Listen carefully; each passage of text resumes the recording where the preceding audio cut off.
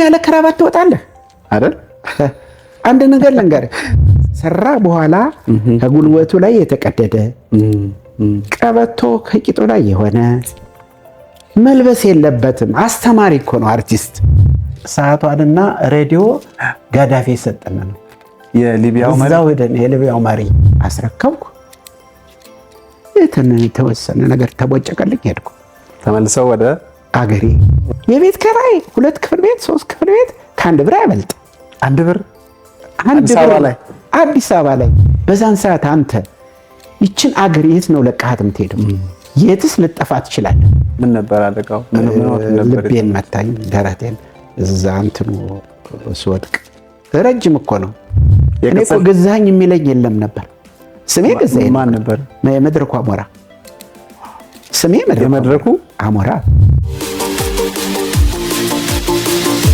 በተከታተላችሁ ትገኙት አንቱ መዝናኛ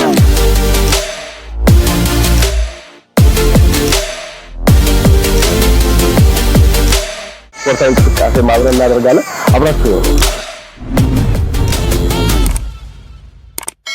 ሰላም ጤና ይስጥልኝ። ክቡራትና ክቡራን ተመልካቾቻችን እየተከታተላችሁ ያላችሁት አንቱ መዝናኛ ነው። በዛሬ አንቱ እንግዳ መሰናዷችን ለበርካታ ዓመታት ሀገርና ሕዝባቸውን በኪነ ጥበብ ሙያ ያገለገሉ አንድ ታላቅ እንግዳ ስቱዲያችን ይገኛሉ። ከእንግዳችን ጋር የሚኖረንን ቆይታ እንድትከታተሉ በአክብሮት እንጋብዛለን። አብራችሁን ቆዩ።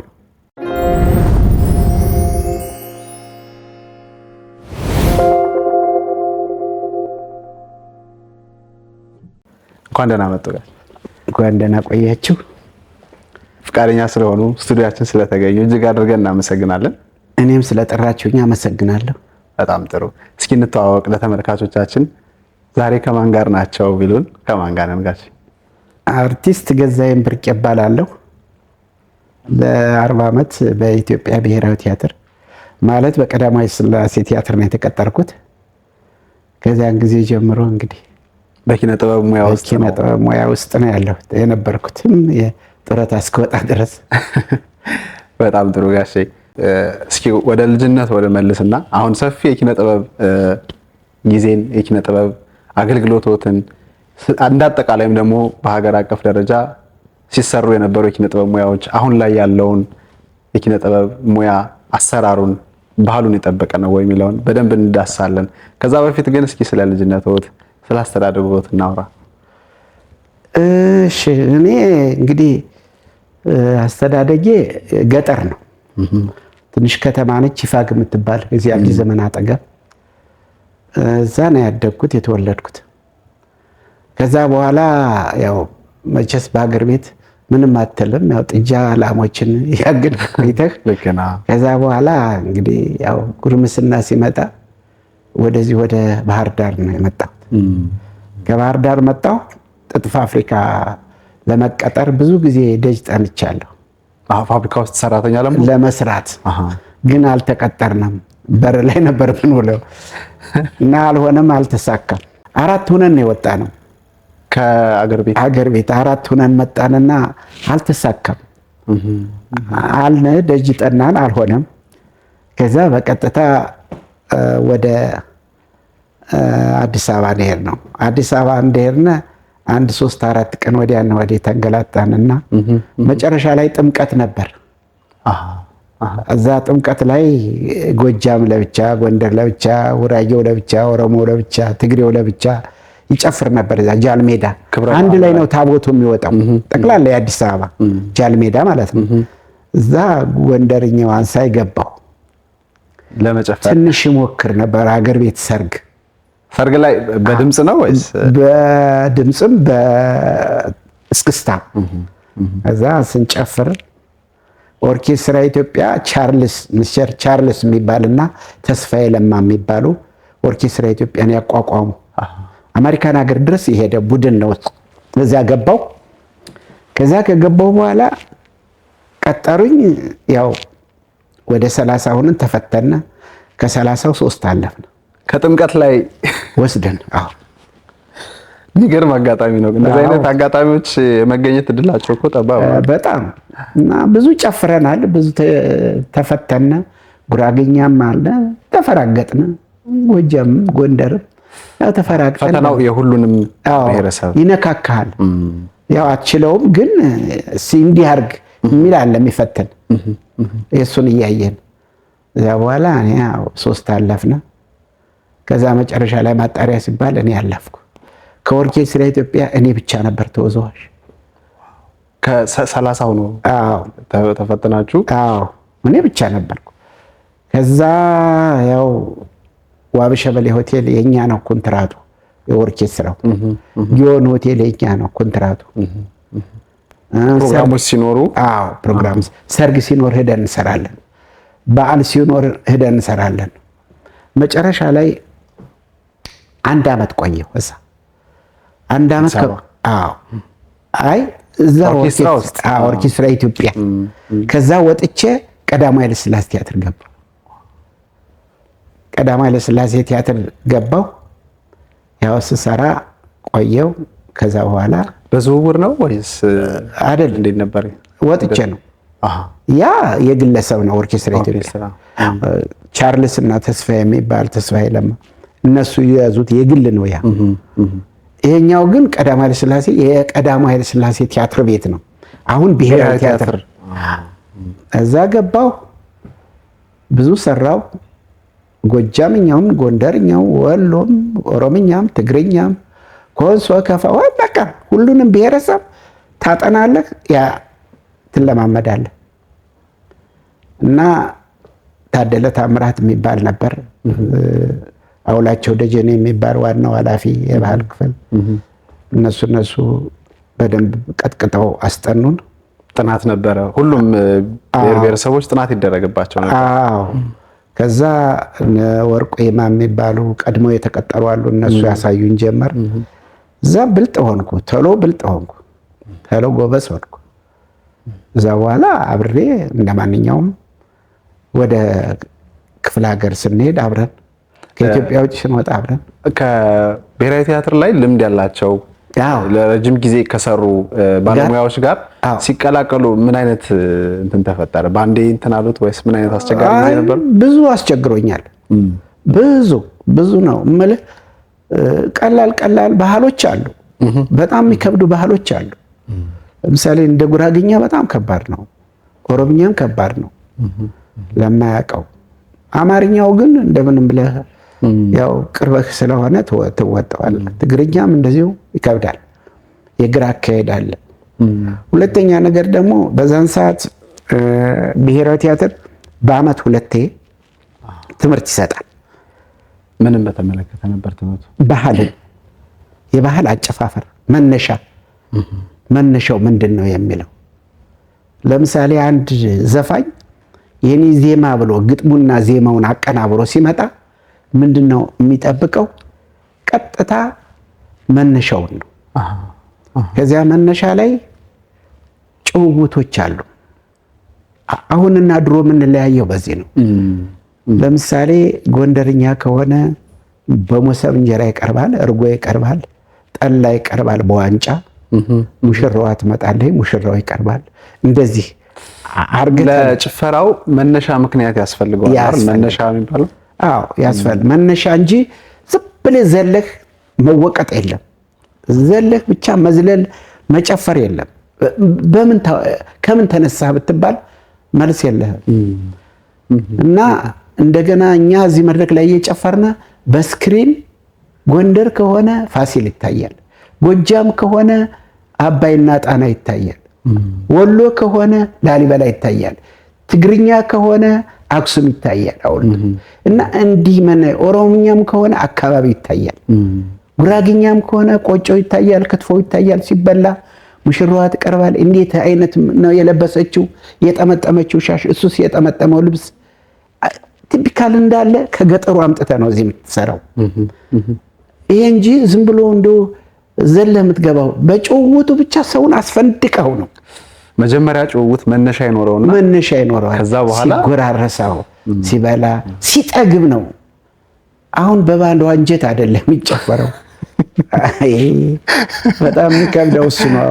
በተለይ ለጭፈራ ምክንያት ይፈልጋል ማለት ማህበረሰብ አንድ ደስታውን የሚገልጽበት ጭፈራ አንዱ ሲሆን ለዛ ጭፈራ ምክንያት ያስፈልገዋል። እንደው ዝም ብለህ ዘለህ እኮ የምትገባው ነገር አይደለም። ዘለህ ገብተህ አሁን በአሁኑ ሰዓት ልጆቹ ወጣቶቹ ፊዚካል በጣም ምርጥ ናቸው። መልካቸው፣ አቋማቸው፣ እስክስታቸው ቆንጆ ነው፣ ይመታሉ። ነገር ግን መልእክት ያስፈልገዋል። መልእክት ወሳኝ ነው። ከምን ተነሳ? ከሰርግ፣ ከቅዱስ ዮሐንስ፣ ከመስቀል፣ ከጥምቀት ወይስ ከጦርነት? ከጦርነትም አለው ድል የማድረግ ሁኔታ፣ ድል አድርገህ የምትጨፍርበት፣ የምትበላበት፣ የምትጠጣበት ከዛ ላይ የሚቀርቡ ቁሳቁሶች አሉ። ግብርናም ስትሄድ አሁን ለምሳሌ ምንጃር ብትሄድ ውጫው አለ፣ ጉርጉሮ አለ። ከጉርጉሮ በኋላ እህሉ ይወቃል። ከተወበራ በኋላ በአቅባዳው ይሞላል። ከሞላ በኋላ ጠላው ይመጣል። ዳቦ ቆሎ እንጀራው ይመጣል። ትበላለህ፣ እህሉን ታያለህ፣ እስክስታ ትወርዳለህ በደስታ። ይሄ ነው። ዝም ብሎ እንትን አናረግም እኛ በዛን ወቅትና ያሁኑ ትንሽ ለየት የሚለው እነዚህ ነገሮች ይጎላቸዋል።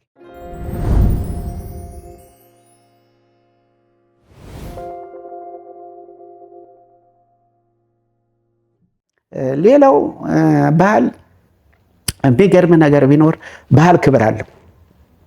የመጨረሻ ትልቁ ነገር ምንድነው? የባህል ክብሩ ነው። ክብሩ እንዴት ነው ያልከኝ እንደሆነ ህዝብ በሚገባበት እኛ አንገባም። ህዝብ አንገባም። ህዝብ ገብቶ ቡናና ሻይ ክበብ ሲጠቀም እኛ አንጠቀምም። ድብቅ ነን፣ ሙሽራ ነን። በጓሮ ገብተን ድምጥማታችን አጥፍተን ልብሳችን አዘጋጅተን መድረኩ ሲከፈት አስተዋቂው ሲከፍትልን ስንወጣ መድረኩ ውስጥ ሽቶ ተቀብቷል። ሽቶ መጋረጃው ሲከፈት ሽቶ ተወርውሮ የት ነው የሚሄደው? ከህዝቡ ላይ ነው። ጥሩ መዓዛ ነው። ያ ነበረ። ስንወጣ የማን ብሔረሰብ ኦሮምኛም ይሁን አካባቢውን ስክሪን ላይ ይታያል። ያ ስክሪን ለምንድን ነው የተፈጠረው ያልክ እንደሆነ ከዚህ እየተጨፈረ ለምን አስፈለገ ያልክ እንደሆነ ወጣቱ ታዳጊው አገሩን እንዲያውቅ ነው፣ አካባቢውን እንዲያውቅ። ይሄ ባህል የማን ነው? ከጀርባ በስክሪን ያያል፣ ስክሪን ላይ ያያል። ልክ ነው። ይሄ ነው የሚሰጠን ምን ሰራ የነበረው። እንዳሉኝ ሾው ከሚቀርብለት ህዝብ ጋር እኩል አብሮ ቅድም ያሉኝን አይነት ነገሮች በበር ራሱ ፕሮቶኮል ከመጠበቅም ስነ ምግባርም በዛ ጊዜ የነበረው ነገር እስኪ አስታውሱኝ። ደግሞ ያለ ክራባት ትወጣለህ አይደል? አንድ ነገር ልንገርህ፣ ሰንጋተራ ማት ልብስ ሰፊ ነበረ። ብሔራዊ ቲያትር ለሰንጋተራ ቅርብ ነው። ብሔራዊ ቲያትር አስተዳዳሪዎች መድረክ ላይ ሙሽራ መስላችሁ ወጣችሁ ውጭ ስትወሉ ቁርጥራጤ ያለ ጃኬት ምናምን ለምን ትለብሳላችሁ? በሶስት ወር ደሞዛችን እየተቆረጠ በሶስት ወር ሱፍ ይሰፋልን ነበር። አንድ ሱፍ ስንት ነው? ኮቱ፣ ሱሪው፣ ሰደርያው፣ ሸሚዙ ምናምን ተብሎ ሙሉ ተሟልቶ 80 ብር 100 ብር ሙሉ ሱፍ እኮ ነው የምነግርህ። ያንን በሶስት ወር ትጨርሳለህ። በሶስት ወር ደግሞ እንደገና ይሰፋልሃል። የሚገርም ነገር ቢኖር ከዛ ስራ በሌለ ቀን ብሔራዊ ቲያትር የማይመጣ እንግዳ የለም። የረፍት ቀናት ላይ ያ የረፍት ቀን ነው አይደል? ያን ለብሰህ ነው የምትገባው ብሔራዊ ቲያትር ያንን ለብሶ ነው። ይሄን ያህል ውበት ነበር እና አሁን ትንሽ ቅር የሚያሰኘኝ ሁሉንም ቲያትር ቤት አይደለም መነካካው፣ እንደው ሳየው ሁሉንም አይደለም። መሰረት መኖር አለበት፣ ስነ ስርዓት ዲሲፕሊን መኖር አለበት። አንድ ተወዛዋዥ፣ አንድ ሙዚቀኛ፣ አንድ ድምፃዊ ስራውን ከሰራ በኋላ ያንን አልባሳት ለብሶ ከሰራ በኋላ ከጉልበቱ ላይ የተቀደደ ቀበቶ ከቂጡ ላይ የሆነ መልበስ የለበትም። አስተማሪ እኮ ነው አርቲስት ማለት ባህሉን ጠባቂና መምህር መሆን አለበት። እውነቴን ነው የምነግርህ ጋሼ። ግን በዛ ጊዜ አሁን የሚሉኝ አይነት ራስን ፕሮቶኮልን መጠበቅ፣ ሙያን ማክበር፣ እንግዲህ ባህልን ማወቅ አንድ ባለሙያ ላያቅ የሚችልባቸው ነገሮች ሊኖሩ ይችላሉ። ተቋሙ እንዳሉኝ በየአመቱ የባህል ያስተምራል፣ ስልጠና ይሰጣል። ከዛ ውጭ ግን በግለሰብ ደረጃ ሙያን ማክበርን፣ ስነ ምግባር፣ ማህበረሰብን መወከልን ያንን የመሸከም ጫንቃ የነበረው ስብዕና እንዴት ነው የተገነባው? በቃ ይሄ ማለት እንግዲህ ትክክለኛውን ባህልክን ጠብቀህ ካልሄድክ አንተ እውነተኛ ኢትዮጵያዊ አይደለም። ልታስተምርም አትችልም፣ ስቴጅ ልትወጣም አትችልም። ትክክለኛው ባህልን ጠብቀህ ከስርዓት ከዲስፕሊን ጋር። ሁለተኛ ነገር ደግሞ ሙዚቃ ሲባል በተናጠል ዝም ብሎ እንደው ድብልቅ የሚል ነገር አይደለም። ብሔራዊ ቲያትር በምንሰራበት ሰዓት የሚገርምህ ነገር ቢኖር በአሁኑ ሰዓት በጣም እየወረደ ነው ሄደው። ይሄ ደግሞ በድብቅ አይደለም። 5 ማሲንቆ፣ 4 ክራር፣ 2 ዋሽንት፣ 2 ከበሮ፣ እምቢልታ፣ መለከት፣ ጽናጽን፣ በገና እነዚህ በአንድ መድረክ ይወጣሉ በዛን ሰዓት ስንሰራኛ። አሁን ግን አንደኛ ለአንድ የመድረክ ስራ ነው አይደል? በቃ ዛሬ ኦርኬስትራው ያሳያል ከተባለ ሙሉ ስራ ከሆነ ሙሉ ኦርኬስትራ መቅረብ አለበት። ይሄ ነው ብሔራዊ ቲያትር ሲሰራ የነበረው። የሰዎችን ስም ጥራ ብትለኝ እንኳን ቁጭ አደርግልሃለሁ። በዛን ሰዓት በጣም ታዋቂ እና አበበ ተሰማ አሉ። እንደነ አበበ ተሰማ፣ እንደነ ለማ ገብረሕይወት፣ እንደነ ጌታ መሳይ፣ እንደነ ፍሬው ኃይሉ አይነት ዘፋኞች በድሮ ጊዜ እንደነ አስናቀች ወርቅ ሀገሬ ኢትዮጵያ ብላ ዘፈናቸው። ሀገሬ ኢትዮጵያ ወንዝ ሸንተረር፣ ኧረ ስንቱን ልበልልህ፣ ስንቱን ልቅጠራል። ብሔራዊ ቲያትርስ ምን ነበረ? በአሁኑ ሰዓት የሚያስቀው ነገር ቢኖር 2 ዘመናዊ ቡድን አለ። 2 ሀና ለ የሚባል ባህል ክፍልስ ማለት ነው። ባህል ክፍል ሙሉን ኦርኬስትራ አለ ወደ 50-60 የሚሆን።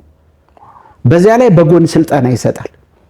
አዳዲስ ወጣቶችን ያሰለጥናሉ። ዝዋዜ አንዱም ካሰልጣኙ እኔ ነኝ። በ9 ዓመት 9 ጊዜ አሰልጥኛለሁ። በባህል ክፍል የውዝዋዜም ኃላፊ ሆኜ ሰርቻለሁ። ቲያትር ክፍል 2 ቡድን ነበር።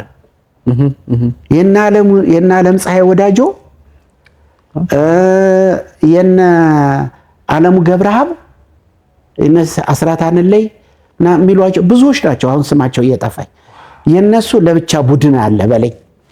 አውላቸው ደጀኔ፣ አባባ ተስፋዬ፣ ሰይፍ አሪያ፣ ጀንበሬ በላይ፣ አስናቀች ወርቁ፣ አስካላም መንሽሃ፣ በለጡ የሚባሉ ደግሞ ስማቸው እየጠፋኝ ነው። ብዙዎቹ ደግሞ ለብቻው አንድ ቡድን አለ። ያ ትልቁ የአባት ቡድን ይባላል። የነ ዓለም ፀሐይ ወዳጆች ደግሞ ከስር ገና የመጡ ናቸው። ዓለም ፀሐይ ወዳጆን ታውቃታለህ? አንበሳ ጎበዝ ብቻ እነሱ አሁን ለምሳሌ ለብቻ ነበሩ። እሱ ከነበሩበት ቡድን ከዛ በኋላ ያ ቲያትር ነው አብረው ሰርተዋል። አሁን የጠራውልህ 2 ቡድን ቲያትር ነው። 2 ቡድን ባልና ዘመናዊ ሀና አለ ነው። ሰርከስ አለልህ ደግሞ አሁን ብሔራዊ ቲያትር ነው የምነግርህ። ሰርከስ አለልህ፣ ብስክሌት ሁላ አለ በሰርከስ የሚሰሩበት። ከዛ ከክቡር ዘበኛ ፈረስ አምጥተን ሰርከስ ይሰራ ነበር። የፈረስ ከክቡር ዘበኛ ከጃል ሜዳ ማለት ነው አምጥተን የፈረስ ሰርከስ ይታይ ነበር። ይሄ ነበረ ብሔራዊ ቲያትር። በዛን ሰዓት እነማን ናቸው ስራ አስኪያጆች? ጌታቸው አብዲ፣ ጸጋዬ ገብረመድህን፣ ተስፋዬ ገሰሰ፣ ፕሮፌሰር ተስፋዬ ገሰሰ እና ብዙ ናቸው። ስማቸው እየጠፋ በቃ ነው። በመሃሉ ላይ ያው አሰልጣኞች አሉ። ናውላቸው ልጅ ባህል የሚያሰለጥኑ፣ ታደሰ ወርቁ ዘመናዊ ክፍል የሚያሰለጥን፣ አባተ መኩሪያ ቲያትር አዘጋጅ፣ ሃይማኖት አለሙ ቲያትር አዘጋጅ፣ እነ ደበበ እሸቱ፣ እነ ወጋየሁ ንጋቱ እና ሃይማኖት አለሙ ያው ቲያትር አብረው የሚሰሩ እና በዛን ሰዓት ደግሞ እኛ ቲያትር ከሰራሁት እኔ አብሬ ከሰራሁት ቲያትሮች ውስጥ ቲያትሮች ይዘጋጁ ነበር አይደል? አዎ ቲያትር ይዘጋጅ ነው። ሀሁ በ6 ወር ላይ ሰርተዋል። አዎ በሚገባ ሀሁ በ6 ወር፣ እናት ዓለም ጠኑ፣ ቁልፉ፣ የድል አጥቢያ አርበኛ፣ አሉላ አባነጋ፣ ቴዎድሮስ፣ የባላገር ፍቅር ሰማይን በለው ወንድሙን እገላለሁ ይገላል፣ ወንድሙን እገልበታለሁ መጨረሻ ላይ እኔን ይገላል። ሰማይ በለው ጋር ሰማይ በለው አዎ እኔ ከሞትኩ በኋላ ሬሳዬ ይወጣል። ሬሳዬ ከወጣ በኋላ እንደገና ያልቃሽ አቀንቃኝ ሁኜ ደግሞ በሜካፕ በጢም ወጥቼ አስለቃሽ ሆናለሁ ቲያትር ላይ። አዳብና የሚባል ቲያትር ደግሞ የስናፍቅሽ አባት ስናፍቅሽ የምታውቃት አለበት ተስፋዬ የስናፍቅሽ አባት ሆኜ ሰርቻለሁ እና ሀሁ በ6 ወር ላሊበላ ሆኜ ሰርቻለሁ። አዎ ማቀንቃኝ ሆኜ እዛ በተረፈ ውጭ ሀገር የሄድንባቸው ትግላችን የሚባል ቲያትር ይዛችሁ ማይም ዳንስ ነው። በዘመናዊ ዳንስ ትግላችን ናይጄሪያ ከ50 ሀገሮች ሁላ ተወዳድረን አንደኛ የወጣንበት ባህሉ ለብቻ ዘመናዊ ዳንሱ ለብቻ በዘመናዊ ዳንስ የሚገለጥ እነማን ነበሩ? እነ ወጋየሁ፣ እነ ደበበ፣ እነ ሃይማኖት አለሙ፣ ማነው የሚመራው ቡድኑን? አያልነህ ሙላትና ጌታቸው አብዲ። ጸሐፌ ሁኔታ አያልነህ ሙላት ጌታቸው አብዲ እና አያልነህ ሙላት ነው ዋናው። አያልነህ ሙላት ነው። አያልነህ ሙላት ብዙ ስራ የሰራ ሰው ነው። ህዝብን ለህዝብ ይዞ የመራ ሰው ነው። ትልቅ ሰው ነው። አስተዋይ ነው። አስተያየትም ሲሰጥ አሁን ባሰለጠንኩበት ሰዓት ብዙ ጊዜ ይገኝልኛል። 9 ዓመታት አሰልጥነዋል። አስመርቄያለሁ። አስመርቄ የተመረቁትን ልጆች እንዲሁ ዝም ብለው በተኑ መሰለህ በየናይት ክለቡ ይቀጠራሉ። ስራ ያገኙ ነበር። ስራ ያገኛሉ። አሁን ላሳይህ አይደል ፎቶውን ፎቶአቸውን እኮ ላሳይህ ነው። የሚገርምህ በጣም ከሚገባው በላይ ክራውን ሆቴል 4 ዓመት ሰርቻለሁ። የማታ በኃላፊነት ሰርቻለሁ። እንትኑን ኪሮግራፈሩን እየሰራሁ ግራር ሆቴል የሚባል ሀገር ፍቅር በላይ እዛ 2 ዓመት ሰርቻለሁ። 4 ኪሎ ዘውዲቱ ሆቴል የሚባል ደግሞ እንደዚሁ 3 ዓመት ሰርቻለሁ። ብቻ ያሰሩኛል ሆቴሎች። ቡድንህን አምጣና ልጆችን መረጥ አድርግና አምጣለን ይሉኛል። የምሽት ቤት እና ዘውዲቱ ሆቴል በዲጄ ነው የምንሰራው። በዲጄ ክራውን ሆቴል ግን ባንድ አለ። እነ ማህሪ ደገፋው ሁሉ አሉ። ታዋቂ ዘፋኞች ሁሉ አሉ። እነ ዳንኤል ታደሰ ሁሉ አሉ። በጣም የታወቁ ድምፃውያኖች አሉ።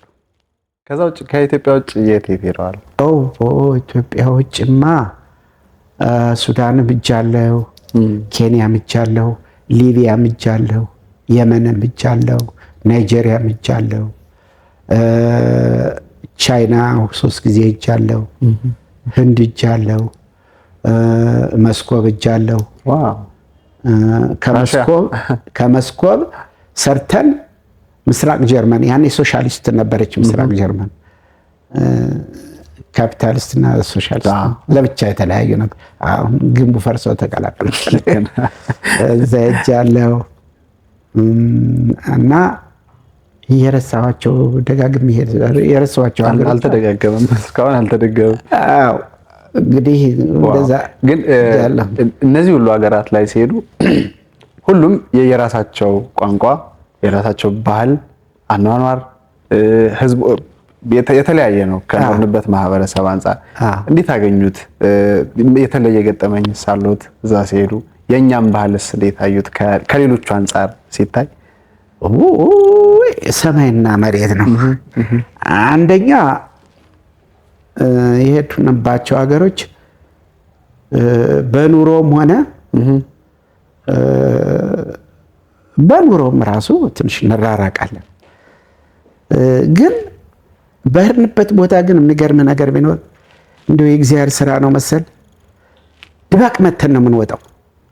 አሸንፈን እንጂ ተሸንፈን አለ ውድድር ሲሆን ምን በቃ እነሱም ተሰልፈው ነው የሚጠብቁን፣ እኛም ተሰልፈን ነው ሰርተን ስንወጣ አድናቆት የምናተርፈው እኛ ነን። በአልባሳት፣ በቁሳቁስ፣ በጌጣጌጥ፣ ባወጣጥ፣ በአገባባችን፣ በኪሮግራፋችን፣ በፍቅራችን ውስጣችን ፍቅር ቡድኑ ፍቅር አለው። አንድ እንጀራ እዚህ ላይ ቢቀርብ እኮ ሰኮንድ አናቆያት ጠቅልለን ስንጎርሳት። አንድ ሰው ብቻውን ሊበላ አይቻልም። በጋራ ነው እና ያለው ፍቅር ይዛን ያህል ነው። በጣም ደስ ከሚለው ነገር ቢኖር ይሄ ነው። ባህሉ በእርግጥ ብዙ ስራ ይሰራ ነበረ። ተመልካቾቻችን እየተከታተላችሁ ያላችሁት አንቱ መዝናኛ ነው። ስቱዲዮ ላይ የነበረንን ቆይታ ስትከታተሉት የቆያችሁትን ይመስል ነበር። አሁን ደግሞ ጋሼ መኖሪያ ቤት ውስጥ ተገኝተን በዘመኑ የተሰጣቸውን ያለ አገልግሎታቸው የተበረከተላቸውን ስጦታዎች፣ ሰርተፊኬቶች እንዲሁም በዘመኑ ብሔራዊ ቲያትር ላይ አብረዋቸው ከሰሩ ሰዎች ጋር የተነሷቸው የፎቶ ማስታወሻዎች እንዲሁም ደግሞ በስራ ወቅት ያሰለጠኗቸው ወጣቶች ጋር የነበራቸውን ፎቶግራፎች እዚሁ መኖሪያ ቤታቸው ተገኝተን የሚኖረን ቆይታ እንድትከታተሉ በአክብሮት እንጋብዛለን። አብራችሁን ስላላችሁ እጅግ አድርገን እናመሰግናለን። ሰብስክራይብ አድርጉ። ብዙ ሰነዶች፣ በጣም ብዙ ሰርተፊኬቶች፣ በርካታ የፎቶ ማስታወሻዎች አሉና ከዚህኛው ብንጀምር ደስ ይለኛል። እሺ፣ ይሄ እርሶ መሆኑን ይሄ ምስል የእርሶ መሆኑን ሲነግሩ በጣም የገረመኝ። ስለዚህ ፎቶ የሚነግሩ ነገር አለ? አዎ፣ ይሄ ፎቶግራፍ የኮንሶ ብሔረሰብ ጨዋታ ነው። ይሄ በምንሰራበት ሰዓት 5 ማሲንቆ፣ 4 ክራር፣ 2 ዋሽንት፣ 2 ከበሮ መች፣ ጽናጽን፣ እምቢልታው ምኑ ሙሉ የሆነ ኦርኬስትራ የተሟላበት ጊዜ ነው እና የኮንሶ ብሔረሰብ ነው። ይሄ መድረክ ላይ ነው የሚቀርበው እና የሰራ ነው መድረክ ላይ ነው። እንደዚህ መዝለል ይቻላል። እንግዲህ በዛን ሰዓት ስሜ ቅጽል ስሜ የመድረኩ አሞራ ነበር ስሜ። ለዛ ነው የመድረኩ አሞራ የተባልኩት በዛ ምክንያት ነው። በዛ ምክንያት ነው። በጣም ነበር የምንቀሳቀሰው የነበረው። ይሄ የምታየው ሰልጣኞች ናቸው። ደቡብ ሂጄ ያሰለጠንኳቸው ነው። ሐዋሳ 3 ወር ያሰራኋቸው ናቸው። በጣም ጎበዝ ልጆች ናቸው ያሉት። አዎ ድምፃያኖችም አሉ፣ አሰልጣኞችም አሉ። አሁን በአሁኑ ሰዓት አሰልጣኝ ሆነዋል እና እዛ የነበረ ነው ይሄ። ይሄ ደግሞ ጋሽ መራዊ ጠዋትና ማታ ያየኛል። 12 ሰዓት ብሔራዊ ቲያትር የሚቀድመኝ የለም። 12 ሰዓት ማንም አይቀድመኝም። ስራዬ ግን 2 ሰዓት ተኩል ነው የምገባው። 9 ጊዜ ነው ያስመረኩት። ስለዚህ ጋሽ መራዊ ጠዋትና ማታ ሲገባ አይቶ የሰጠኝ ሰርቲፊኬት በራሱ አንደበት በራሱ ፊርማ ግጥሙም አንበው እስቲ ራስህ ፎቶአችሁን በግራና በቀኝ ፎቶግራፋችን ግራና ቀኝና አንበሳው ደግሞ መሃል ላይ አርማችን አንበሳ አርማችን ጀግና በሚል ርዕስ ነው የተዘጋጀው። ብሔራዊ ቲያትር የጥበባት መቅደስ አርቲስቱ ተነስቷል በአዲስ ራዕይ መንፈስ። ተፈጥሮ ጸጋዋን ያጎናጸፈችው አሉ ብዙ እንቁዎች መሪ ካደላቸው። ከነዚህም አንዱ የባህላችን ጀግና ገዛኸኝ በመሆን ለወጣቶች ፋና ቱባ ባህላችንን ያሰለጠንካቸው ብዙሃን ኮከቦች አምሯል ሕይወታቸው። ሁሉም አላፊ ነው ሹመትም ሽልማት ሰርቶ መከበር ነው የህሊና ኩራት። ፍጹም ምስክር ነኝ በውጤትህ ኩራ ስራ ከፍቅር ጋር ይኖራል ሲያበራ። አርቲስት መራዊ ስጦት መስከረም 30 2006። በጣም የምትገርም ስጦታ ነች። እውነት ለመናገር በጣም ትልቅ ስጦታ። እኔም ሁሌ የማያት ስጦታ እሷ ነች። እሱ ደግሞ ናይጄሪያ ሌጎስ ስንሄድ ባህሉ ለብቻው ነው፣ ቡድኑ ብዙ ነው ባህሉ። እኛ ደግሞ ማን ነበረ መሰለህ እንትና ማን ነው አያልነ ሙላት የሚመራን ቡድኑ የሚመራው ነው። አያልነ ሙላት፣ ጌታቸው አብዲ ነበር እና እነ ወጋየሁ ንጋቱ፣ እነ ደበበ እሸቱ፣ እነ ሃይማኖት አለሙ፣ እነ ታደሰ ወርቆ በዚህ ላይ የነበሩት ናቸው። ማየም እንቅስቃሴ ትግላችን ይባላል። እኔ ከባህል ክፍል አይደለም የሄድኩት ከነሱ ጋር ነው። ከነ ጥላሁን ነበረ ማህሙድም ነበረ። አዎ ብዙዎች ነበሩ አርቲስቶች የታወቁ በቲያትር አሁን እየረሳኋቸው ስማቸውን እንዴ ብዙ ዓመት እንዴ አቶ አያሌው ጎበዜ በወቅቱ የነበሩት ርዕሰ መስተዳደር እጅ ተፈርሞ የተሰጠውት በቃ እዚህ ላይ አቶ አያሌው ጎበዜ እዚህ ላይ ደግሞ ጌታቻለ ሴክሬታሪያት ዋና ዳይሬክተር የውዝዋዜ አሰልጣኝና አቀናባሪ በመሆን አዎ ምን ጥርጣሬ ያለው 6 ወር እኮ ነው የጎጃም የጎንደር የወሎ ከዛ ቡሬ ላይ ወስጃ አሰልጥኜ ሙሉ ዓለም አስመርቄ አሁንም አሉ ልጆቹ አሁን እዚህ ደግሞ በጣም ታዋቂ ሰዎች ጋር እዚህ ጋር ፍቃዱ ተክለማርያም አብረው የተነሳው አለማየሁ እሸቴ በጣም ወደው ሰው እዚህ ላይ ደግሞ አለብሾ ኢንተርቪው እየተጠየቅኩኝ ጥላውን ገሰሰ አለ አብረን የተነሳ ነው እዚህ ጋር ጥላውን ገሰሰ አለ ፕሮፌሰር ተስፋዬ ገሰሰ አለ ዘነበች ጭራ ቀረሽ ብዙ ጊዜ አብረን ሰርተናል ጌታቸው ደባልቄ አብረን ሰርተናል ይሄው እንግዲህ ሁላ በሙሉ የምታየው እየዞርኩ ያሰራሁት ነው ይሄም ራሱ አለማየሁ እሸቴ ጋር በጣም ቅርብ ወዳጅነት እንዳላችሁ ያስታውቃል ፎቶዎቹ በጣም ነበር የምወደው በጣም ይሄ ሰማኝ በለው እና ይሄ ደግሞ ከበሮ መች ነበር የኛ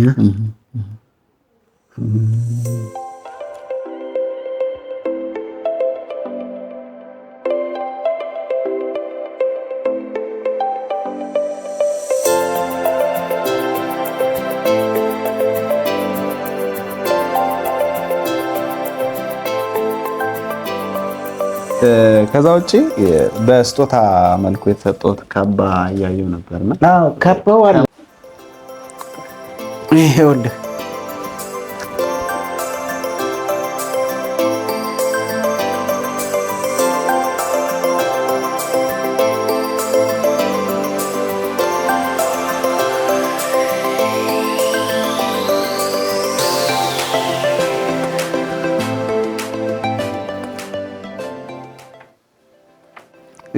የመድረክ ስራ ላይ ነበረ እቺ ሰዓት ስጦታ ተበረከተችው ኦኬ የአፍሪካ ህብረት ስብሰባ በሚመጡበት ጊዜ ነው ወይስ ሊቢያ ሄደው ነበረ ነግረውኛል አዎ ሊቢያ ሄጄ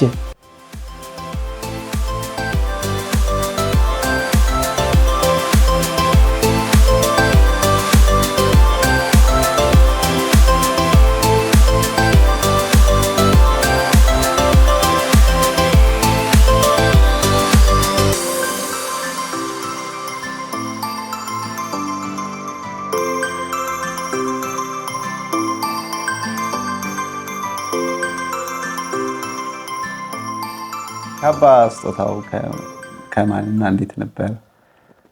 ከባህልና ቱሪዝም ነው። ያው ብሔራዊ ቲያትር ተጠርቼ ከዚህ ከባህር ዳር ተጠራውና በህጄ የተሰጠኝ እና ብዙዎቹ እንደዚህ አስተዋጽኦ ያደረጉ ለረጅም ጊዜ አገልግሎ ያደረጉ በዛን ሰዓት ነው ተጠርቼ እንዴት እንዳስታወሰኝ ራሴ ደስ ብሎኛል። በጣም መታወስኮ መልካም አስታወሰኝ። እሱን የሰጡኝ ነው። የክብር ሜዳሊያም እያየሁ ነው። የክብር ሜዳሊያውንም አብሮ አንድ ላይ ነው። ስለዚህ ካባውና አንድ ላይ ካባውና ክብር ሜዳሊያው አንድ ላይ ነው። ሰዓቶትን በተደጋጋሚ ይነካካሉና ልዩ ታሪክ አላት ወይስ? ይቺ ታሪክ አላት። ይሄ እቺንና ሰዓቷንና ሬዲዮ ጋዳፊ የሰጠን ነው። የሊቢያው መሪ እዛው ሄደን የሊቢያው መሪ እዛው ስትሪት አሳይተን መጨረሻ ላይ የተሰጠን ነው። ሁሉም አንዳንድ ሰዓት እና አንዳንድ ሬዲዮ ተሰጥቷል። እኔ ብቻ አይደለም። በጊዜው የነበረው የሄደው በጊዜው የነበረውና ሀገሩንም ጎብኝተናል ዙረን። ሊቢያ በደንብ ጎብኝተናል። አዎ በጣም የሚገርም ነው። በጣም ደስ ይላል በእውነት በህይወት ኖረው እንዳሉትም ደግሞ ካለፈ በኋላ ሳንጸጸት በአካል በህይወት እያሉ ስለተገናኘን የዚህ ሁሉ ታሪክ ተጋሪ የዚህ ሁሉ ታሪክ ሰሚ ስላደረጉን እጅግ አድርገን እናመሰግናለን። እኔም እናንተ ከቤቴ ድረስ መታችሁ እንደገና ደግሞ ስቴዲየምም ጠርታችሁ እዚያው ስቴዲዮ ጠርታችሁ ላደረጋችሁኝ ጥያቄ ላስታወሳችሁኝ እጅግ በጣም እናንተን አመሰግናለሁ። እግዚአብሔር ያክብርልን፣ በእድሜ በጸጋ ይጠብቅልን። አመሰግናለሁ። እሺ እኔ ጌታ እሺ፣ እግዚአብሔር ይስጥልኝ።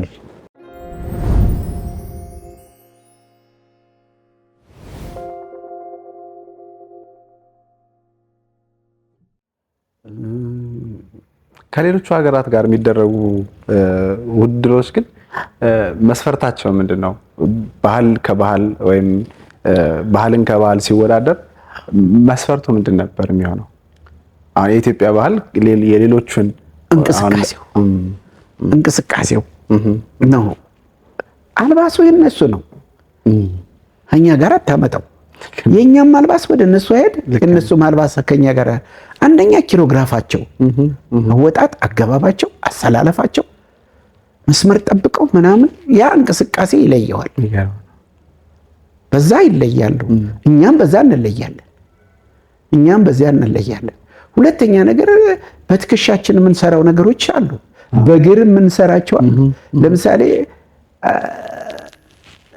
እንትን የሚሰብር ስቴጅ የሚሰብር ጉራግኛ ጭፈራ ቀዘፋ ይባላል። ቀዘፋ ይባላል። ትወረወራለህ ዝም ብለህ፣ እሱ አለ። እኔ በነገራችን ላይ አንድ ነገር ብነግርህ፣ ምናልባት ይህንን ሚዲያ ካዩት ልጆቹ ያስታውሱታል። አንድ ጊዜ አያሌው ጎበዜ እንትና መጥቶ ቡሬ መጥቶ እስቲ ሊያቸው ብሎ መጥቶ፣ በየጊዜው ግን እየመጣ ያየን ነበር እየሰለጠን። ለእሱ እናሳያለን ብለን መድረኩን ሰብረነዋል። መድረኩን ሰብረነዋል። ልጆቹ ያስታውሱታል። አሁንም እስካሁን ድረስ አይ ጋሼ ገለህን። የሚገርምህ አበላላችን እኮ ነው። ጠዋት ቁርስ እንበላለን፣ ምሳ እንበላለን፣ መክሰስ እንበላለን፣ እራት እንበላለን። 4 ጊዜ እንበላለን። በጣም አድርጎ ነበር አቶ አያሌው ያዘን። ስለዚህ ፊዚካሊ በደንብ ልጆቹ እንትናሉ። 12 ሰዓት ተነስቼ ነበር ማሯሯጣቸው። ቅድመ ሩጫ አለ፣ ስፖርታዊ እንቅስቃሴ 11 ሰዓት 12 ሰዓት እኮ አፈር ነው ማስገጣቸው። እስኪ ወደ ብሔራዊ ቲያትር ትዝታዎች ቆየት ብለን ደግሞ እንመለሳለን። ከብሔራዊ ቲያትር ቆይታዎት በኋላ ወደ ሙሉ ዓለም የባህል ማዕከልን የማሰልጠን የመመስረት ነገር እድሉ እንዴት መጣ? መቼ ነበር ያ ነገር ሲሆነው? ቀኑን ጊዜው ትንሽ ይምታታብኛል። አቶ አያሌው ጎበዜ ነው በደብዳቤ ያመጣኝ። ደብዳቤ ለብሔራዊ ቲያትር ጽፎ ጻፈ። ለ6 ወር አሰልጣኝ ስጡኝ አለ። ለ6 ወር መጣሁ። ከዛ ቀጥታ ቶዮታ መኪና ተሰጠኝ። ጎንደርን ዙሪያዋን፣ ወሎን ዙሪያዋን፣ ከዛ ወደ ቃሎ፣ ወደ ራያ፣ ወደ ከሚሴ፣ ወደ ደሴ፣ ወደ ወሎ፣ ወደ ምንጃር፣ ይፋት፣ ሸዋ ሮቢት ድረስ ከዚህ ጎጃም እንዳለ በሙሉ ለቅመን ብቻ ደህና የተባሉትን ለቅመን ነው ካምፕ ይዘናቸው የገባ ነው። አካባቢው ድረስ በመሄድ ነው። እዛው ሄደን ነው እኮ እዛው መኪናው ተሰጥቶን መኪናዋን ይዘን ቶዮታ መኪና ይዘን እየዞርን እና ወርቆ ይማም ተስፋ ማነው መስፈን የሚባል አለ፣ እሱም አብሮ አለ። አብረን እየፈተን እስቲ ምታስክስታ፣ እስቲ ድምጽህ፣ እስቲ አረማመድህ፣ እስቲ አቋምህ እያልነ መርጠን ለማን ነው የምንሰጠው? ለዛ አካባቢ ላለው ቀበሌ የሚሆን አስተዳዳሪው እናስረክባለን። ሲደወልልህ በመኪና ላክ ነው። ጨርሰን መጨረሻ ላይ ከጨረስን በኋላ ተደወለ ባህል ሚኒስቴር፣ በሉ ላኳቸው ተባለ። በመኪና እንደ ላኩት ባህር ዳር ገቡ። ከባህር ዳር ቡሬ ማሰልጠኛ የነበረው እዛ የኮሌጅ ትምህርት ቤት ኮሌጅ እዛ ውስጥ ነበር። እና እንደዛ ነው። ለ6 ወር ነው የነበረ ስልጠና። 6 ወር ነው የነበረው ስልጠና። 6 ወር ነው። 6 ወር። ከዛ በኋላ ቀጥታ ወደ ስራ እንዲገቡ ነው የተደረገው። ከዛ ከብሔራዊ ቲያትር፣ ከሀገር ፍቅር፣ ከራስ ቲያትር ሰው ተጠርቶ ገምግሙ ተብለው ከምክር ቤት ከፓርላማ ስልጠናው ካበቃ በኋላ እንደገና ኑ ተብለው ዝግጅቱ ተዘጋጀ። በኋላ ሙሉ ዓለም አዳራሽ አልጋ ተይዞላቸው ከአዲስ አበባ የመጡት ከዚህ ያሉ ደግሞ ሀብታሞች ተጠርቶ አዳራሹ ጤም ብሎ በዛ መሀል ነው የተመረቁት። በዚያን መሀል ነው ሰርተፊኬት የተሰጠኝ ለአበረከቱት አስተዋጽኦ 6 ወር አለኝ ሰርተፊኬት ተሰጠ እና አስረከብኩ። የተወሰነ ነገር ተቦጨቀልኝ ሄድኩ። ተመልሰው ወደ አገሬ ከዛው ክፍሌ ብሔራዊ ቲያትር። አዎ ከዛው ክፍሌ ነው። ክፍሌን ያዝኩ። ያው ባህሉን ያዝኩኝ። ወደ ስራ ገባሁ። ከዛ ሐዋሳ ሄድኩ እንጂ ቆየሁና ደግሞ ሐዋሳ ሄድኩ ለሁለት ወር። ሐዋሳ ማሰልጠኛ ያለው 2 ወር፣ ወላይታ ሶዶም 3 ወር፣ ይርጋለም 1 ወር፣ ጅማ ደግሞ ነጋሽ ዘለቀ ቢባል ጠርቶኝ እዛ ደግሞ 3 ወር እንደዚህ ሰርቻለሁ። ያቅሜን እንግዲህ በመደበኛ ስራ ብቻ ሳይሆን በማሰልጠን በማሰልጠኑ ብዙ ቦታዎች ሄደዋል። በኋላማ ቲያትሮችም እየቆሙ ከሄዱ በኋላ እኔም ወደ ባህል ክፍል ተመለስኩና ባህል ክፍልን ውዝዋዜውን በደንብ አርቄ ያዝኩኝ። እንደገና ስልጠና በጎን ደግሞ 50 ልጅ 40 ልጅ ደግሞ በጎን አሰለጠን። ሌሊት ነው የምገባው። ሌሊት ገብቼ 12 ሰዓት ጠዋት እሄዳለሁ። ልክ 1 ሰዓት ሲሆን ይጀምርና እስከ 3 ሰዓት እስከ 4 ሰዓት አሰልጥኜ እነዛን አሰናብቼ እንደገና ባህሉን ደግሞ ይዛለሁ። ተተኪዎቹ እስከ 3 ሰዓት ሰልጥነው እነዚያ ይሄዳሉ። እዛ በኋላ የሚቀጥለውን ደግሞ ግን ይሄንን መስሪያ ቤቱ ያወጣው ህግ ነው ወይስ በግሎ የሚያደርጉት ነገር? መስሪያ ቤቱ ያይካል። የድሮ አለቃዎች በጣም ደስ ከሚሉ ነገር ቢኖር አቅምህን ጉልበትህን ይመጥኑሃል። ይሄ ለቲያትር ክፍል ይሆናል፣ ይሄ ለአሰልጣኝ ይሆናል፣ ይሄ ለዘፋኝነት ይሆናል፣ ይሄ ደግሞ ሶሊስት እስክስታ ወራጅ ይሆናል። ይሄ አለ እኮ። ለምን አሰሎት የጠየቅኩኝ ብዙ ጊዜ የሆነ መስሪያ ቤት ላይ ስንሰራ ወይም የሆነ ኃላፊነቶች ሲሰጡን ተሰፍሮ ስለተሰጠን ነገር ላይ ብቻ ነው ትኩረት የምናደርገው። ተቆጥሮ የተሰጡን ስራዎች ካሉ እነሱ ካልጎደሉ አዲስ ፈጠራ አሁን እንደሚሉኝ አይነት ኮሚትመንት መግቢያ ሰዓት እንኳን አለ የምንገባበት ሰዓት ያቺ ሰዓት ከሆነች ያቺ እንዳትጎል ነው ጥረት የምናደርገው። መግቢያማ የኔ 2 ሰዓት ተኩል ነበር። ከሱ አንፃር ነው አረፈለው እኔ ራሴ ምለው የራሴ ፍላጎት ነው ያ። እንደውም ገብቼም እንደማደርግ ልንገርህ በጣም ጠንካራ ነበርኩኝ። ይሄ ማንም ቲያትር ቤቱ ቢጠይቅ በሌሊት ገብቼ ክፍሉን አጽድቼ ጽዳቶች ጠርቼ የጨፈርንበትን ክፍሉን አጸድቼ ዱላውም ምናምኑም ምን ይዘው የለም መደቅደቂያውም መቆፈሪያውም አለ፣ ሞሰቡም ቆለምሻሹም አገልግሉም ምናምን ይወዳድቅባል። ልጆቹ ሲደክማቸው ጥለው በሚሄዱ በሰዓት ያንን በሙሉ አነሳለሁ።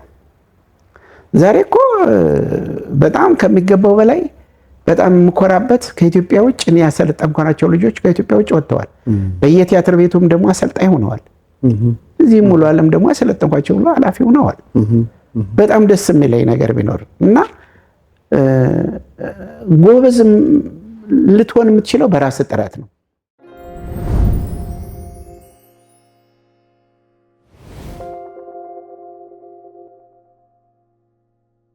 ቀደም ሲል ለነገሩኝ ብዙ ባለሙያ ከሚሰጠው አንድ ሙያ በተጨማሪ ሌሎች ሙያዎችንም አብሮ ይሰራ ነበር። አሁን እርስዎ ኮሪዮግራፈር ኖት። ከዛ ውጭ ደግሞ በርካታ ቲያትሮች ላይ በብቃት ተውነዋል። እንደውም አንደኛው ቲያትር ሀሁ በ6 ወር ነው አይደል? ሀሁ በ6 ወር የገጠመውት ገጠመኝም አለ። እስኪ ስለሱ ያጫውት። ሀሁ በ6 ወር ራብተኛ የሚል ቦታ አለ መሀል ላይ እና የራብ ቦታ ሄደህ በጨለማ ዳብስ ሄደህ ቦታ ላይ ትተኛለህ። ያኔን መብራቱ የሚበራው እና በጨለማ እኔ እዛሽ ቦታ ለመሄድ ስል እታች ሙዚቀኞች አሉ፣ የዘመናዊ ሙዚቀኞች ዘመናዊ ሙዚቃ መራዊ ስጦት ይባላል። ያንን ቡድን የሚመራው ቡድን መሪ። እኔ ከታች አንደርግራውንድ ከኖታቸው ላይ ነው የወደኩት። ኖታ የሚጽፉት የለም ከዛ ውስጥ ነው የገባሁትና ከዚያ ወጥቼ ነው ፍለ ሆስፒታል የገባሁት። አደጋ ደርሶበት? አዎ በጣም እንደው በጣም ነበር። ምን ነበር አደጋው? ልቤን መታኝ፣ ደረቴን እዛ እንትኑ ስወድቅ። ረጅም እኮ ነው፣ ከሰው ቁመት በላይ እኮ ነው። ቆመው እኮ ነው የሚሰሩት እነሱ አንደርግራውንድ ውስጥ። አዎ ልምምድ ይደረጋል። አዎ ልምምድ ይደረጋል። ኧረ ብዙ ዕቃ የያዘ ነው አንደርግራውንድ። ከዛ ውስጥ ነው ወደቁት። አዎ እሱ በጣም እንትን ይለኛል። ሌላው የድል አጥቢያ አርበኛ ጉቶ ነው ስሜ፣ የካራክተሩ ስም። ያው የኔ ስም አውላቸው ደጀኔ በዛን ሰዓት ኞራንቲ ጉቶ ይለኛል። ተስፋዬ ገሰሰም እዚያ ቲያትሩ ላይ ነበር የሚሰራው እና እሱ ላይ ደግሞ በሽጉጥ ይገሉኝና ጎትተው ሬሳዬን ወደ ውጭ ለመጣል ይሄ ጭኔ መላጡ በጣም ትዝ ይለኛል። ስቴጅ ላይ ሲጎተት አውላ አይደለ? ለጣሊያን እንቁላል አቀባይ ሁኜ አርበኛ ሁኜ እንደገና እንቁላል አቀባይ ሁኜ ሁለቱንም ገጸ ባህሪ አንድ መድረክ ላይ እሱ እንደሱ የምሰራው የነበረው ነው። ብዙ ቲያትሮችን ሰርቻለሁ። እስኪ በተለይም አሉላ አባ ነጋ የተሰኘው አሉላ አባ ነጋ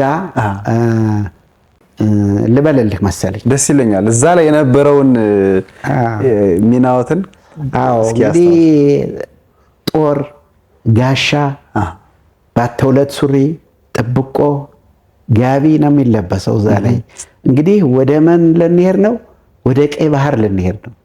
ጠላት ሲያቅራራ ሀሰም ላይ ደርሶ አሉላ ገባርዱን በጣጥሶ አደባየ ነው አደባለቅ ነው አሉላም ሳቀ በዝብዝ ደስ አለው ጌታዬ ፈረሴን ቀይ ባህር ሳላጠጣ አልመለስም መርቀው ይላኩኝ ነው።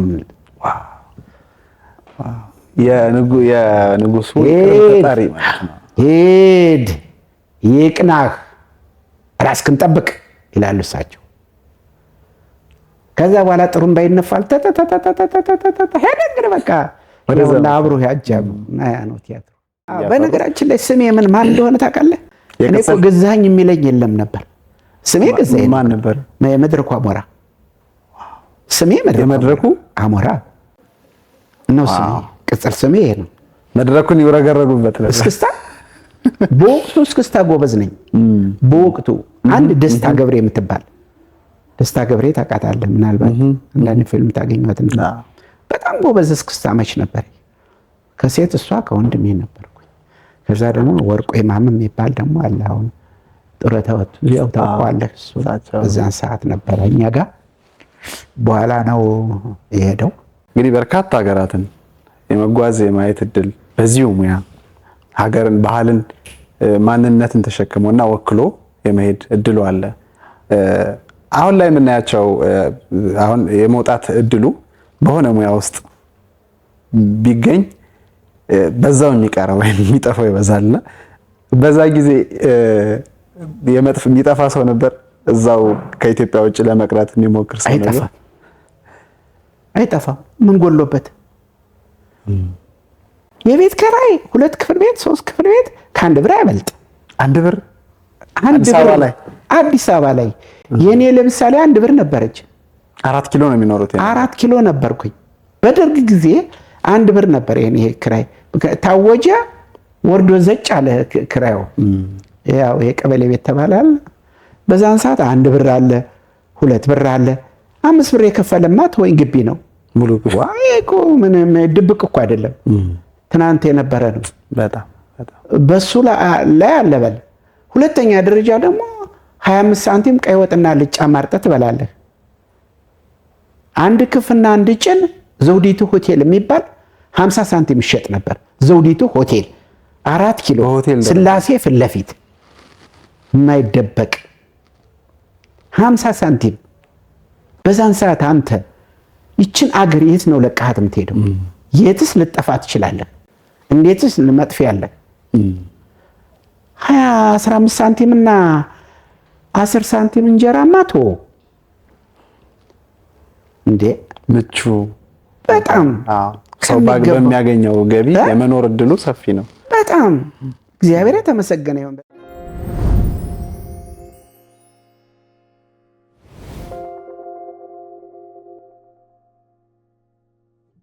ሙያዎትን በማስተማር እና መድረኮች በማቅረብ ጊዜ ውስጥ የቲያትሩን አጫውተውኛልና በተለይ ውዝዋዜ በሚያቀርቡበት ጊዜ ወይም ደግሞ በሚያሰለጥኑበት ጊዜ ሌላ የማይረሱት የተለየ ገጠመኝ?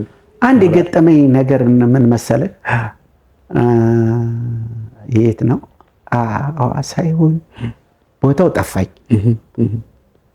አንዲት ልጅ ሁሌ ታረፍዳለች። ውዝዋዜ ተወዛዋዥ ጎበዝ ናትና ለምንድን ነው እቺ ልጅ የምታረፍደው እያልኩ ስትመጣ እናገራታለሁ። አንቺ ልጅ አታርፍጅ፣ እዚህ ስራ ላይ አባርርሻለሁ ምናምን እላለሁ። እኔ ጋሼ እኮ እንደዚህ ሁኛ እንደዚህ ቤተሰብ ምናምን እሺ ግቢ እላለሁ። አሁን ደግሞ አንድ ቀን አርፍዳ መጣኝ። አንቺ ልጅ ሁልጊዜ ከማርፈድ ውጭ ሌላ ስራ የለሽም እንዴ? ስራውን አትፈልጊው ማለት ነው ብዬ ጮኩባት። ከበሮ የሚያቸው ብድግ አለና ጋሼ እሷ ልጅ ለምንድን ነው እንደ ሁልጊዜ የሚጨቀጭቋት አለኝ። እንዴ አንተ ደግሞ ምንድን ነህ ስል አንዱ ብድግ አደረገ። ጋሼ ሚስቱ እኮ ነች አለኝ። ይሄ ነገር ለምን ትናገርበታለህ አለኝ። እንግዲህ ስራው ነው አንድ ይሄ ነው እኔ የማረሰው። ጋሼ ሚስቱ እኮ ነች ለሚስቱ እየሸፈነ ነው እና ለካ እኔ ከት ብዬ ሳኩኝ። ከዛ እንደው ሚስቱን እያዋረድኩበት በቃ ሻይ ጋብዤ ቁጭ ብዬ እሷንም እሱንም ቁጭ ብዬ እኔ እኮ ለስራው ብዬ ነው፣ አንድ ለእናንተ ብዬ ነው እና ሁለተኛ ግን እንድታረፍድ አታርጋት። እኔም አልናገራትም፣ ሚስት ክብር ናት። ስለዚህ እኔ በአንተ ፊት እሷ መናገሬ በእርግጥ እኔ አውራሁኛለሁ ማለት ነው ምናምን አልኩና በቃ በኋላ ጋሼ ይቅርታ ምናምን አለች። እሷም እሱም ይቅርታ። በዚህ ሁሉ የአገልግሎት ዘመን የስራ ዘመን ብዙ ልምድ፣ ብዙ እውቀት፣ የብዙ ሀገራት ባህልን የማወቅ የሀገራችንን ባህል ደግሞ እንግዲህ ከወጣትነት ስራ ከጀመሩበት ዘመን ጀምሮ በማሰልጠን ሂደትም በመገምገም ውስጥም እዛው ባህሉ ማህበረሰብ ውስጥ በመግባትም ባህልን፣ እሴትን፣ ወግን፣ ጭፈራን፣ ሀዘንን እያንዳንዱን ነገር ያውቃሉና አሁን ከደረስንበት አሁን ካለ ነው የባህል ጭፈራዎቻችን የባህል ሙዚቃዎቻችን እንዴት ያዩታል? አሁን ላይ ያለውን ከነበረው አንጻር ዜማው አልጠፋም፣ ጭፈራውም አልጠፋም፣ ዘፋኙም አልጠፋም፣ ተወዛዋዡም አልጠፋም አለ። ነገር ግን መሰረቱ ትንሽ እየተናጋ ይመስለኛል። ለምን ያልከኝ እንደሆነ ባህል እኮ መነሻ መድረሻም አለው። ያ ትንሽ እኔ እያሳሰበኝ ነው ያለው። ሁለተኛ ደረጃ ደግሞ ይሄን መቆጣጠር ያለበት በትክክል ባህል ሚኒስቴር ነው። እንዴት ባህል ሚኒስቴር ማለት ምን ማለት ነው? እኔ እኮ አንዳንዴ ባህል ሚኒስቴርን ስራው አይደለም ወይ ቦታው አይደለም ወይ የተቀመጠበት አይደለም ወይ መቆጣጠር አይችልም ወይ? ከድሮ ያሉት ዜማዎች ከድሮ እኛ እኮ ቴሌቪዥን ስለሌለ ነው በሚዲያ ስለሌለ ነው ተዳፍነን የቀረ ነው። ገብቷል? በዛን ሰዓት በዛን ጊዜ አዎ ብላክ ኤንድ ዋይት ነበረ።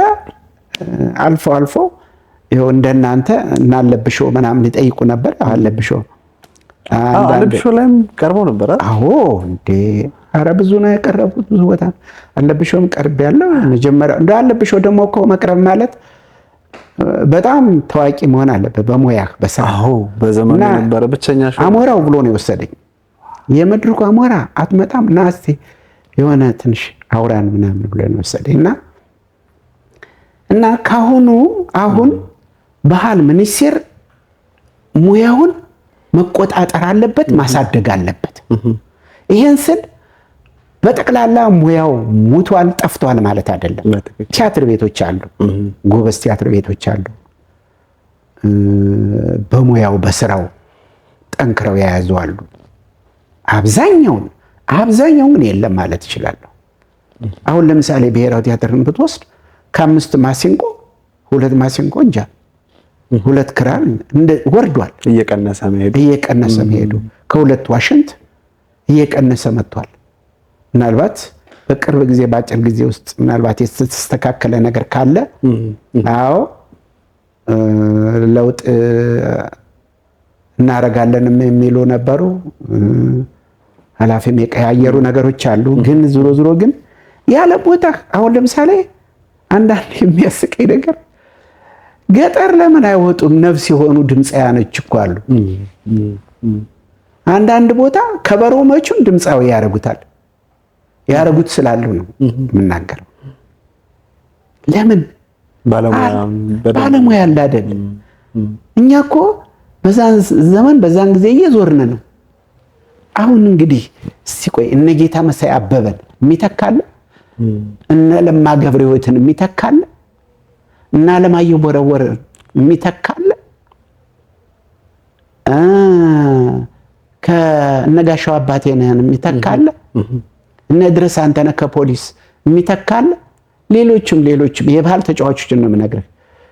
እና ያ ዜማ አሁንም አለ። ሰዎቹ ቢሞቱ ሰዎቹ አሉ። ልክ ነው። ስራዎቻቸው ጥላሁን አይደል? ጥላሁን የሚተካል። በቃ ምድር ጦር ታምራት ሞላን የሚተካል።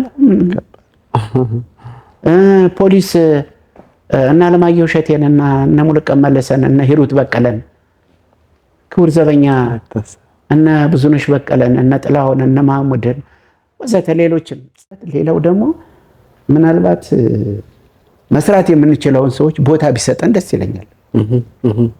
መስራት የምንችለውን የቀበሌ ቤት አዳራሽ ክፍቶ ነው የሚውለው። እኔ ብዙ ጊዜም ጠይቄያለሁ ላሰልጥን ብዬ፣ ግን ችግር የለም ነው የሚሉት። እና ሄድኩኝ ተመላለስኩ ይሰጡኛል፣ አሰራለሁ ብዬ ነበር። እኔም ደግሞ አመጣጤ ደግሞ ያው ከአካባቢ ከተወለድኩበት ከዘመድ አዝማዶቼ ቀረብ ብዬ ሙያውን ላበርክት ይቀበሉኛል፣ ያሰሩኛል ብዬ ጡረታ ስወጣ ኧረ የሚያስታውሰኝ ጠፋ እንጂ የማሰልጠን አቅሙ ኧረ በስመ አብ ፍላጎቱም አለ። ሙያው እኮ ቴክኒክ ነው። ሙያው ቴክኒክ ጉልበት አይደለም። ልክ ነው። ሙያው ቴክኒክ። ልጆቹ እኮ ጉልበት አላቸው፣ አቅም አላቸው። እና እንደዚህ አይነት ነገር ቦታ ቢሰጥ አሁን ብዙ ቦታ ብዙ ከተማዎች ማሰልጠን እንችላለን። ቢከፈት ባህል ሚኒስቴር ቢከፍት ምን ችግር አለው? ፍቅርም ይኖራል እኮ አይደል እንዴ? ዘፈን መጣ ፍቅር መጣ ነው። ዘፈንክ ጨፈርክ ደስታ ነው። ያስ ምን አለበት? ከዛ ውጪ ጡረታ ከወጡ በኋላ አሁን ማሰልጠን ፍላጎቱ አለ። ነገር ግን አሁን በምን ሁኔታ ላይ ነው ያሉት? ጤና ኑሮስ በምን ሁኔታ ላይ ነው ያሉት? በምን በጤና ነው? ጤና እግዚአብሔር ይመስገን ደህና ነኝ። እግዚአብሔር የተመሰገነ ይሁን። በጣም ከሚገባው በላይ አንድ ጊዜ በጣም ታምሜ ነበር፣ የልብ በሽታ። እዛ አንድ ጀርመን ልጅ አለኝ፣ ደጀን ገዛኸኝ ይባላል።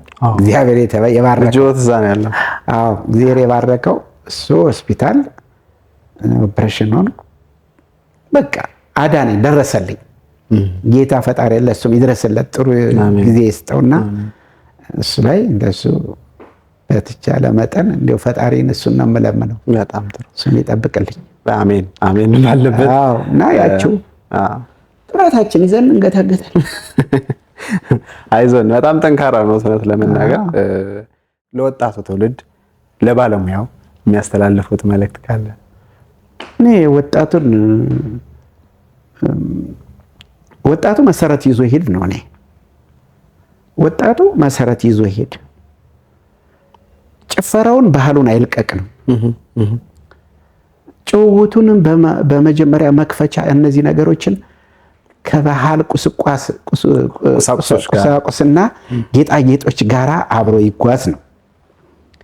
ሁለተኛ ወጣቱ ፐርሰናሊቲውን መጠበቅ አለበት፣ ዲሲፕሊን መኖር አለበት እና ከብዙ ነገር መሰወር አለበት። እኔ አሁን ለምሳሌ መጠጥ ብትለኝ፣ ጫት ብትለኝ፣ ሲጋራ ብትለኝ ዙሬበትም አላውቅም። ሱስ የለበትም አይባልም። ምንድን ነው የሚያዝናናው? የሚያዝናናው ነገር ምንድን ነው? እኔ የሚያዝናናኝ መስራት ብቻ። እኔን የሚያዝናናኝ ጥሩ ነገር እየፈጠርኩ ሲሄድ በቃ እሱ ያዝናናኝ።